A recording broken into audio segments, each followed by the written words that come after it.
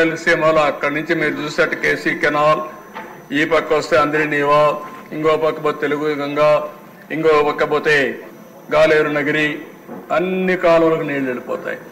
అక్కడి నుంచి నేరుగా జీడిపల్లికి రావాలన్నా, గోరకల్లుకు రావాలన్నా, ఆ పక్కన కందలేరు రావాలన్నా, సోమశిలకు నీళ్లు పోవాలన్నా మొత్తం పోయే పరిస్థితి వస్తుంది. అయితే ఊరికే కాదు ఈ ప్రాజెక్టు. మనం అడిగితే 70,000 కోట్ల రూపాయలు అవుతుందన్నారు. గోదావరి నుంచి కృష్ణాకు తీసుకొచ్చి, కృష్ణా నుంచి నాగార్జున తీసుకొచ్చి బొల్లాపల్లి కట్టి, అక్కడి నుంచి నేరుగా బనకచెర్ల తీసుకుపోవాలని 70,000 కోట్లు.